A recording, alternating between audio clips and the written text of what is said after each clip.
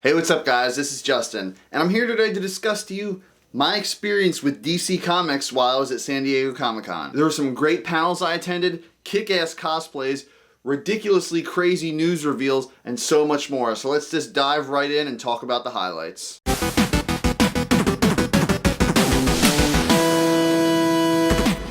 So the Arrow panel was by far the saddest panel I've ever seen, for all the right reasons. They mainly talked about everything leading up to the final season and just reminiscing about their favorite memories. Not too much was revealed about the final season. But there was one thing that was revealed. Brandon Routh, as a surprise, walked out onto the stage, ripped open his blazer, and what's he wearing? He's donning the new Superman logo he's gonna have because he's coming back as Superman in the Crisis on Infinite Earths crossover. So at this point, I'm super pumped. They've done this a lot at previous Comic-Cons, but they'll show a specific trailer for a TV series, and they'll kind of show a previously on for the first 2 minutes, like everything leading up to the season now.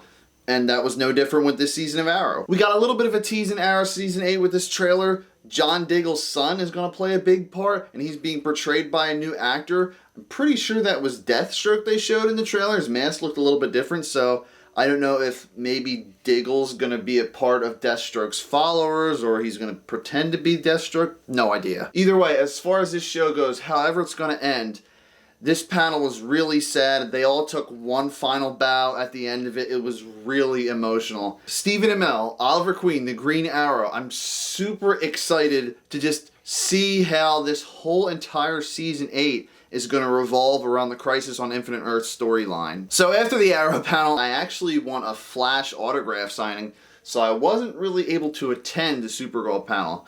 But you know, while I was waiting in line, I watched the Supergirl trailer. I'm super excited that they're going through with this whole Leviathan arc that they teased at the end of the last season. And say, what? Supergirl's wearing pants now with her uniform?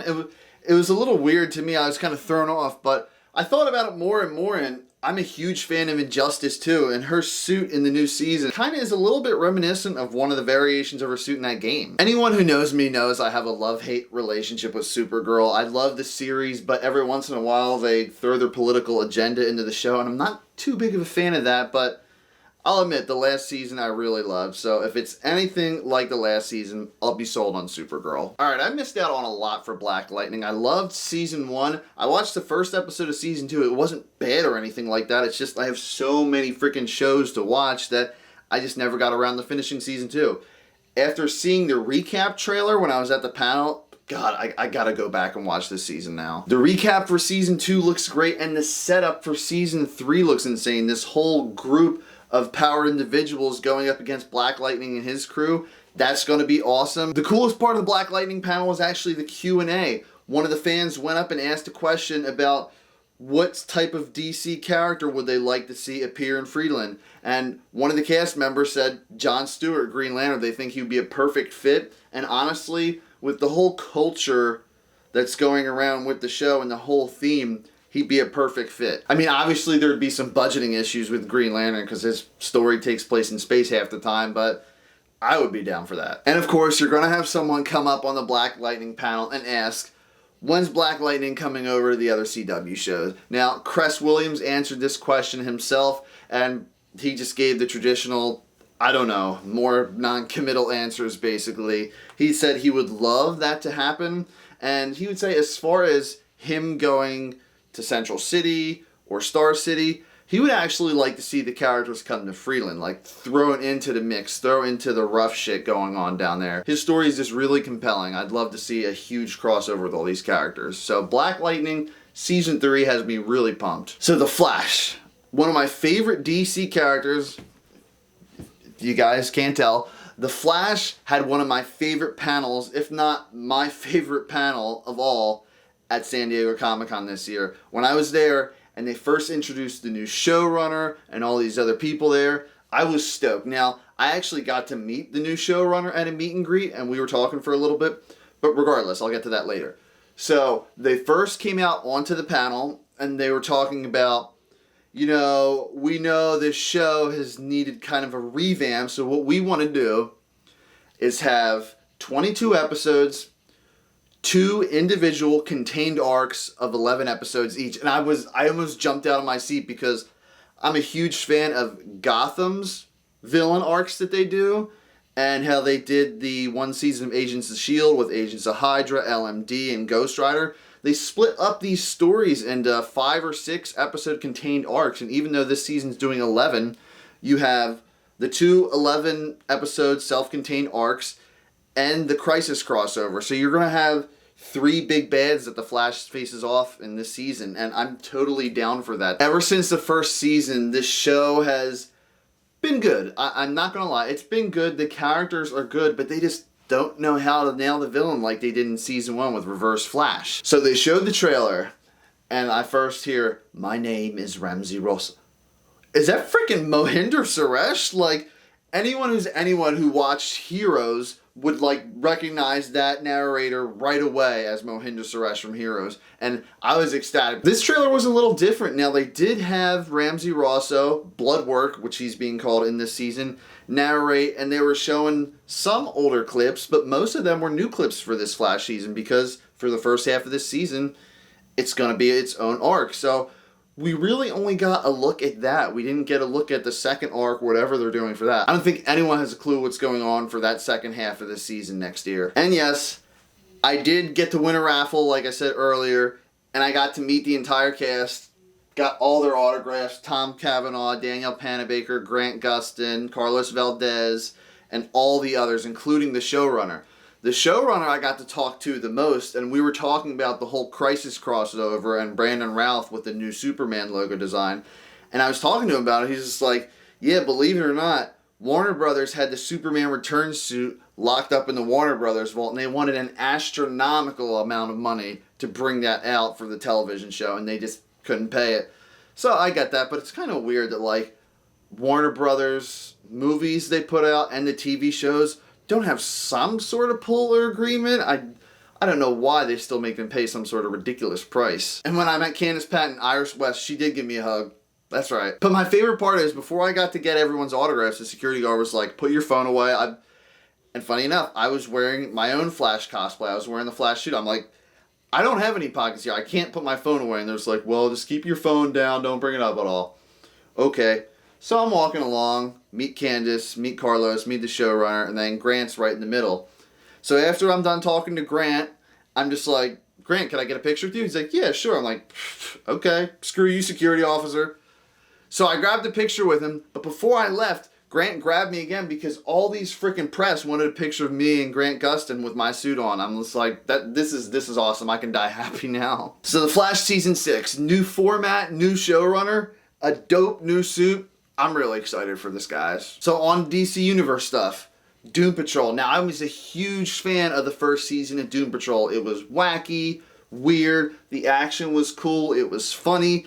The episode run, I think it was 14 episodes. It was a little long for my liking. They did have a lot of fill in there. It wasn't boring or anything like that. But I do think for season 2, they could shrink it down to maybe 10 or 12 episodes. I didn't get a chance to review that season. Sorry, guys. Moving forward. At San Diego Comic-Con on Saturday, they revealed that Doom Patrol will be back for Season 2 in 2020. Streaming on not only DC Universe, but Warner Media's HBO Max streaming service. I'm kind of wondering if that's the reason, another reason why Swamp Thing got canceled. I know it was for other reasons I'll talk about later, but I'm thinking they need to broaden their horizons, not just be restricted to DC Universe. Disney Plus is doing this whole thing now where if you have Hulu, you can add Disney Plus for a discounted rate. So maybe they can do that with HBO Max, vice versa with DC Universe. Maybe they can get more subscribers that way. But guys, you need to check out Doom Patrol. And I'm really stoked for Season 2. I'm really happy to see Brendan Fraser is getting consistent work because I loved that guy back in the day, and I'm happy to see him back in this. They didn't really show any footage for Season 2, though. I don't even know if they started filming, so I don't really have anything to go off of, just at the fact that I'm excited based off of what I saw in Season 1 and where they're going from here. Alright, so now let's talk about Titans. Now, unfortunately, I wasn't able to attend the panel because I think it happened Wednesday. I was at San Diego Comic-Con from Thursday to Sunday. Season 1 of Titans. I loved this. Despite a few character gripes I had here and there, it was all around a great season. Season 2, They're going to be having Superboy, as teased in the after credits scene, season 1, the last episode. Wonder Girl actually in her costume now. She just wore normal people clothes in season 1. We're going to have Deathstroke, an actual actor portraying Batman. We just had some nobody playing Batman in season 1 because you didn't really get a good look at him anyways. But regardless, I'm excited for this. I think it's actually kind of odd. It's a month and a half away and we haven't seen a trailer. It's going to be premiering in the middle of September. You'd think you would have seen something. They're not really building up the hype train. I'm super stoked to see Titans and see what other characters and what other alternate versions of characters we may see introduced. And hell, I'm even hearing rumors now online that we may get a few of the actors or actresses from Titans to appear in the Crisis on Infinite Earths crossover. They're trying to get everyone in this crossover. It's ridiculous. Alright, so I know this really isn't included in San Diego Comic-Con, but they're still releasing episodes as time goes on. I think the last episode is going to appear this coming up Friday. They were even giving merch bags out for Swamp Thing. It got canceled a week into the show and it got canceled. I've watched 8 episodes so far and this series is amazing. It's a perfect blend of horror, action, with a tiny bit of humor all thrown into the mix to make a perfect show. And I think it's really weird that they're giving me promotional bags even though they canceled the show. They canceled it due to like budgetary reasons, something about them filming in North Carolina not getting this huge tax credit. But regardless, guys, watch Swamp Thing, buy any merch there is for that show because this show needs to be saved. And I'm glad there is even the smallest bit of attention for it at San Diego Comic-Con. I was a little bit happy to see that. So this next bit of news doesn't really fall into a specific category, but apparently Burt Ward got confirmed for the Crisis on Infinite Earths crossover, the original Robin. Now, I mean, he's too old and he's not the skinniest guy anymore, so I don't really see him squeezing into his OG Robin suit. But maybe they'll fly him retired, like sitting in a chair, and the suit will be like set up in the background. Burt Ward and Brandon Routh confirmed so far.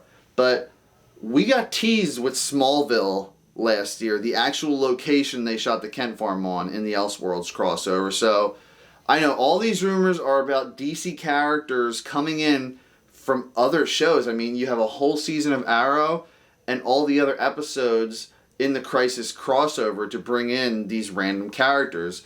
So as I said before, I'm hearing rumors online about characters from Titans being brought in, some old characters like Tom Welling from Smallville. I would love to see return because that's one of my favorite TV series of all time. Linda Carter as Wonder Woman apparently is rumored to be back too. The hype is real for this crossover.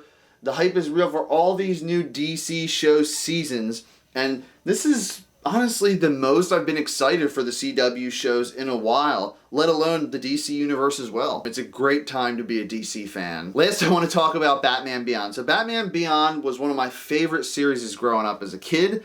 I love the show. I love that alternate take and kind of the passing of the torch for Batman. It was a cool, compelling story. So they announced this year on the 20th anniversary of Batman Beyond that they're releasing all the seasons on Blu-ray. That makes me so excited. I can't wait to go back and just revisit all these great episodes. And the creator said, or one of the producers said, that if this Blu-ray set does get enough attention, that a season 4 is possible. I think anything can happen, really. So guys, once this comes out, buy the hell out of that Blu-ray set. We need to get this new season happening.